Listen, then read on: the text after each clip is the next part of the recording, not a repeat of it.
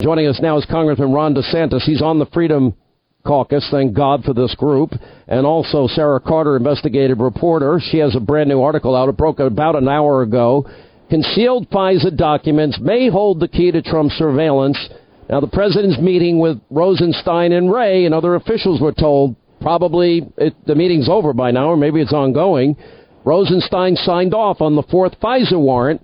And, of course, we know that the bulk of evidence for the original application, subsequent applications, is the debunked, bought and paid for Clinton dossier put together by a foreign national with Russian lies in it. Sarah, take over. Absolutely. So this is what's so fascinating about this meeting. You have, Deputy Attorney General Rod Rosenstein, Christopher Wray, and DNI Dan Coates at the White House with the president. And as you say, the meeting may be ongoing or it may be over by now. But they went there specifically to discuss these congressional demands for the documents that are related to these FISA applications, these foreign intelligence surveillance applications that they had on Carter Page. And the House Intelligence Committee, as well as the other committees, they believe that not handing these documents over are impeding their ability to conduct oversight. And the documents are so important, Sean, because those FISA documents and all the related material to those FISA documents could answer all of the questions that we have regarding both the informant that was giving information on the Trump campaign and every subsequent piece of evidence that they turned over to the FISA courts, or lack of evidence that they turned over to the FISA courts in order to get those warrants to spy on Page. And think about this. It lasted 7 months into the Trump campaign. 7 months into the Trump campaign, and the last person to sign off on the FISA warrant, on the fourth FISA warrant, was into the Trump presidency is what you mean. It started during the campaign, just before the election. That's correct. It started just before the election, and it goes on all the way until September 2017, because there's a 90-day renewal process for these FISAs. But remember, every single FISA warrant that goes before the Foreign Intelligence Surveillance Court, that's the secret court, has compounded evidence inside.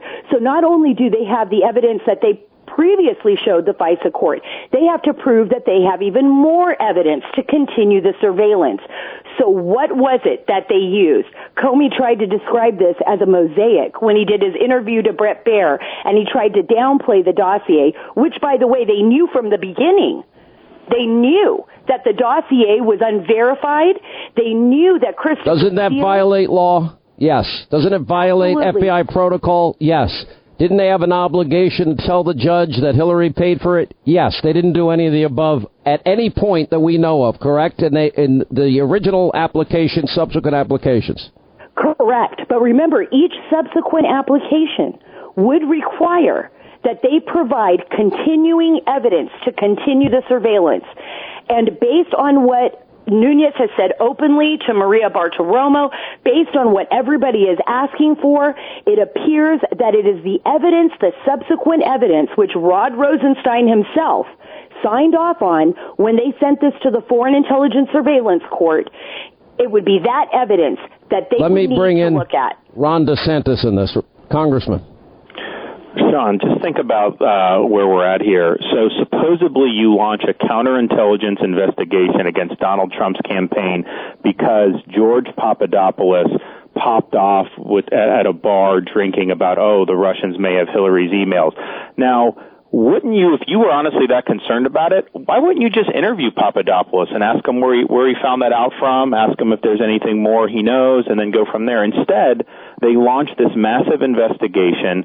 They have this guy who is an informant, really, I think, from what I've been able to gather on it, perhaps trying to get information, but I think part of it was he was trying to manufacture contacts between various low-level Trump campaign affiliates and foreign nationals to provide a pretext for further surveillance down the road. So the more and more that comes out about this, the more and more disturbing it is. And look, government getting beyond its bounds is a problem anyway. So when you're talking about surveillance and you start talking about intelligence capability used against American we're also talking about campaign, that is as serious as it gets. We're also look, I've been saying it for the longest time. This is the biggest abuse of power, corruption scandal in history.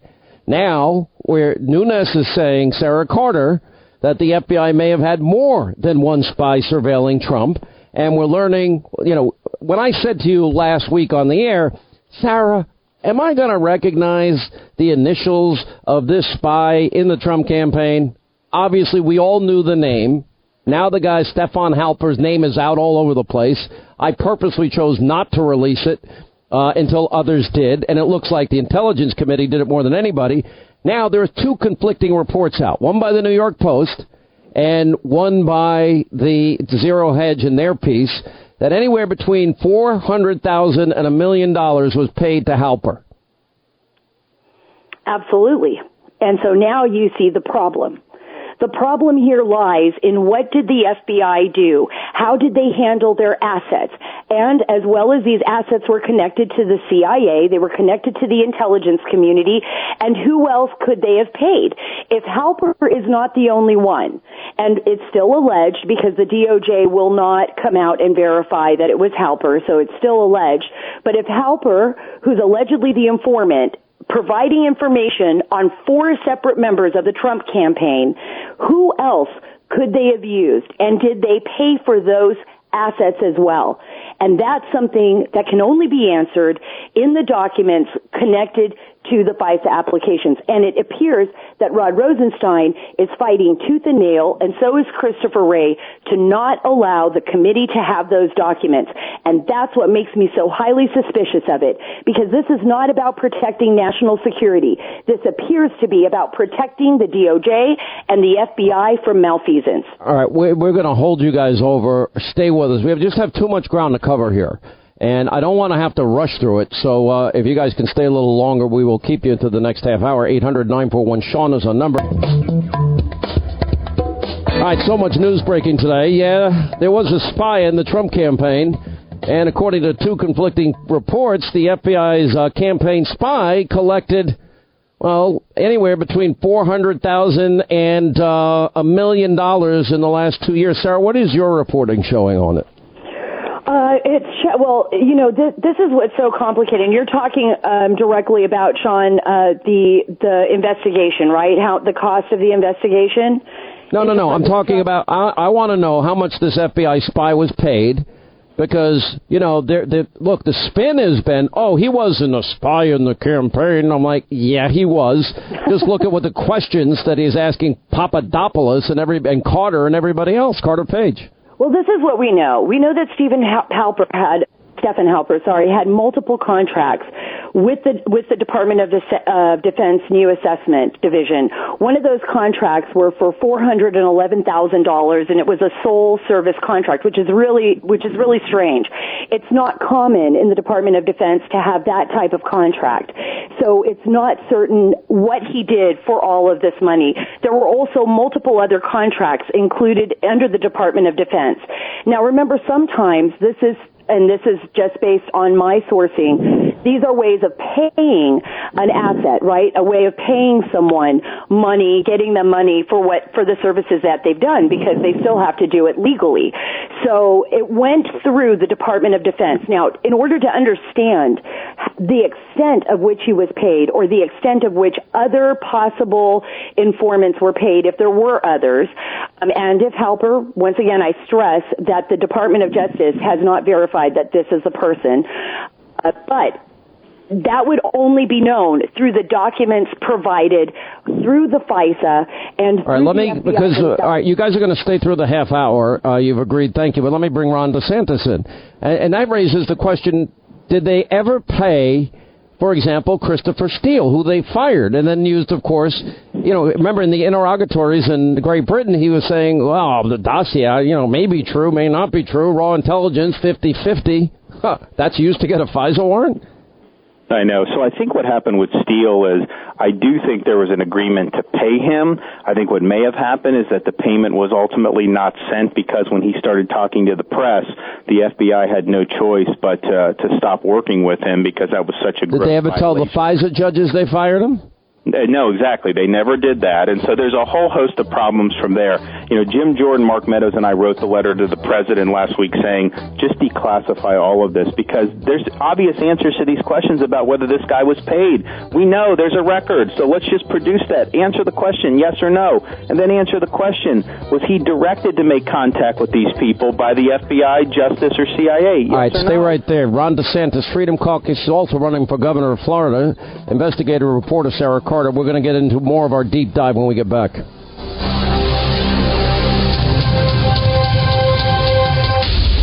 We continue. They've been willing and gracious with their time to stay with us.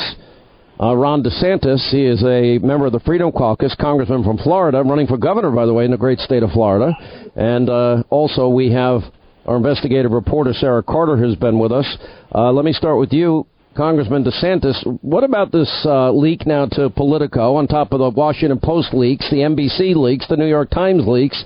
Obviously, there's a lot of scared deep state operatives out there that are trying to get ahead of this because they know not only is the Inspector General report on the email server and Clinton investigation coming out, but now the FISA, story, and everything seems to be falling apart, including Mueller's investigation.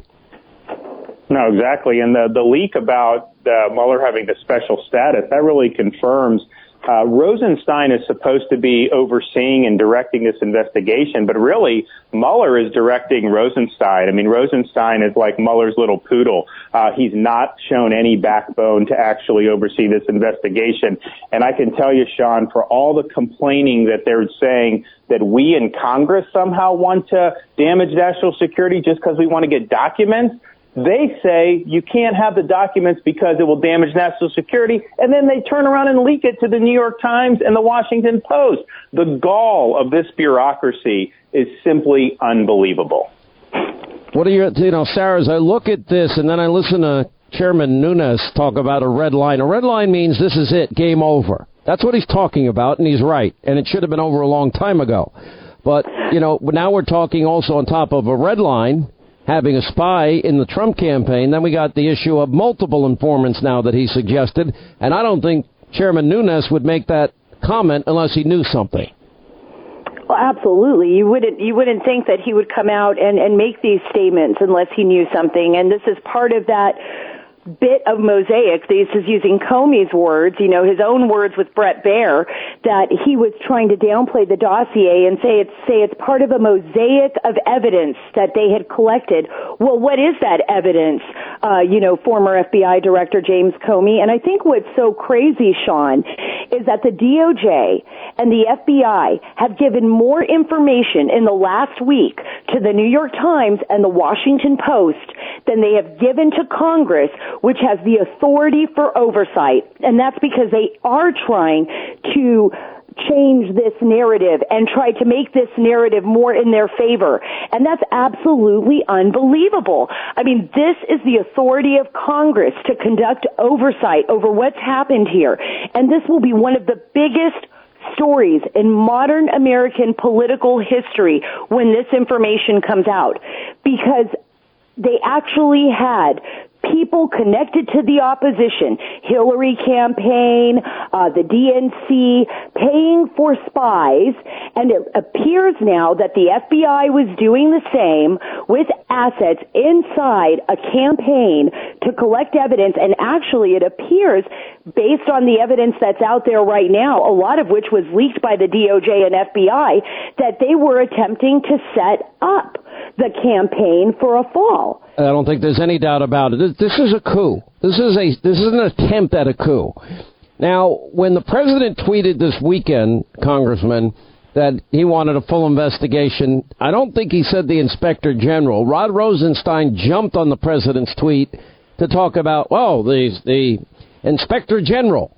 Well, it's taken him nearly 18 months to get out the first report. With all due respect, this is not something that we have 18 months to deal with here. And I think that would be a bad idea, especially when Congress should be handed over the documents yesterday. Exactly. We need the documents. declassify everything. Obviously, I don't need to know a source's name. It's irrelevant. What's relevant is the conduct of the FBI, the conduct of Comey, the conduct of McCabe, maybe the conduct of Brennan at the CIA. We need all of that information. No, Brennan and Sally Yates seem very nervous in the last 48 hours. Very, very nervous. And so once that's out there, then I think it'll be a matter of just going through the documents before we determine, does that need to be referred for criminal prosecution? I've already referred people like McCabe and Comey because I think that they've lied, but maybe Brennan, maybe some of these people. And you're right, Sean, the Inspector General, ultimately they may do a thorough job, but that'll take a year and a half. We don't have a year and a half. There's a bigger problem than that. He doesn't have the ability to indict at the end of this. He can't convene a grand jury.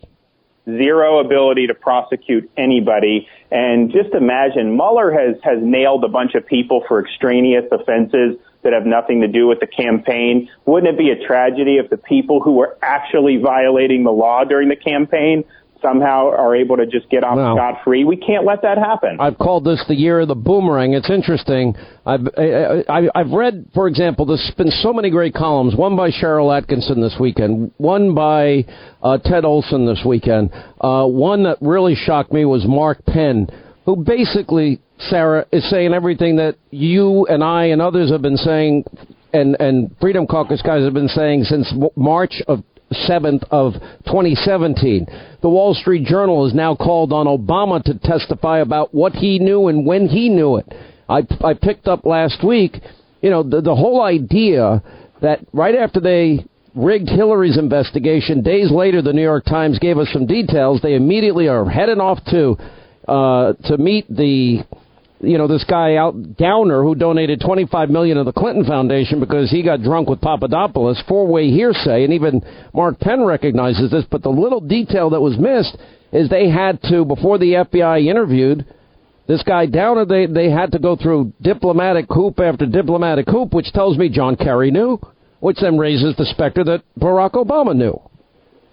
And I think that former President Barack Obama, has a duty to explain what he knew. And this isn't about, and you talked about Mark Penn and his op-ed. This isn't about whether you support Trump or not. This is about the weaponization of the intelligence community to be utilized against a presidential campaign. And a president, hang on, and a president-elect, and a president-elect. And a president. Because it's ongoing. That's absolutely true. Yes, because it is ongoing.